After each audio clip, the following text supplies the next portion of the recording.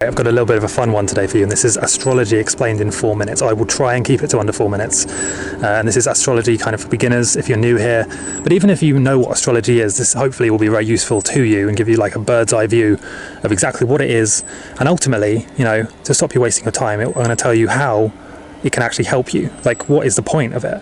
What's the point of learning all these astrological readings and, you know, different star signs and how they interrelate if it can't just practically help you in your life? So, right, at its most basic form, and I've spoken about holographic reality and simulation theory, astrology is decoding the most probable outcome in the hologram. So if you think of this like a video game, right, and it kind of is in a way, by reading the astrological signs and by getting astrological readings and whatever the case may be, you are decoding the most likely outcome.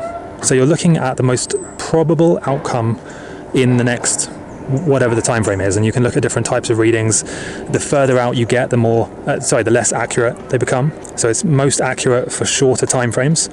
But even that being said, you know, that varies as well. Okay, so how does it work? Well, it's based, all of life is code and numbers ultimately.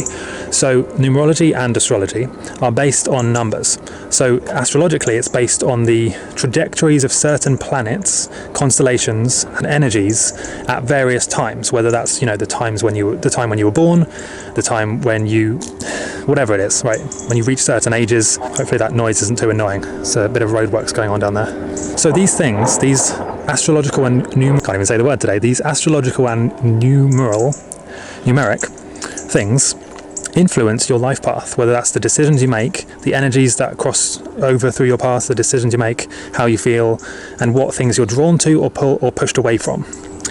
These things are all probability. Now, interestingly, astrology was actually founded a long time ago in Babylon, and at first it was only able to be accessed by kings. It was a very, very elite, lucky, kind of fortunate thing that most people had no access to whatsoever, and they basically were kept in blissful ignorance of how this stuff works. It was only available to kings, and now luckily anyone can learn about this stuff. You can download readings for free, you can watch videos, although when you watch videos I would advise you to only watch videos from people who really know what they're talking about. I mean, there's a lot of cowboys out there who just simply don't know enough about how this stuff works.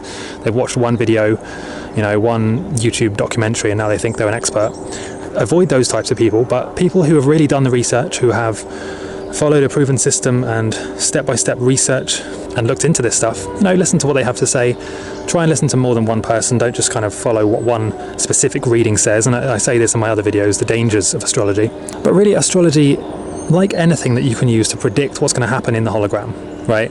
Things like tarot, channeled readings, psychic readings, past life regression, you know, energy updates, all of this stuff, ultimately all it is looking at what is the most likely scenario based on energies and different data points. What is the most likely thing to happen in the simulation? So as I've spoken about in other videos, there is the incarnate, I'm losing my words today. There is basically two layers of reality, okay? There is one layer, which is what we experience in 3D reality here, and then above that there is the layer that we can't actually see, which is the layer above that. Now, what happens in the layer above determines what happens in the layer below. As above, so below, right? So when something happens in the layer above this reality, you're able to there's certain ways of seeing that and seeing what's going to happen before it actually happens. And that's ultimately what channeling does, what numerology does, and the way astrology works as well, is it looks at the most likely outcomes based on energy paths in a different layer of reality, and then puts that, or, you know, translates that into the 3D, where we can understand it through videos and people talking. I think that's been about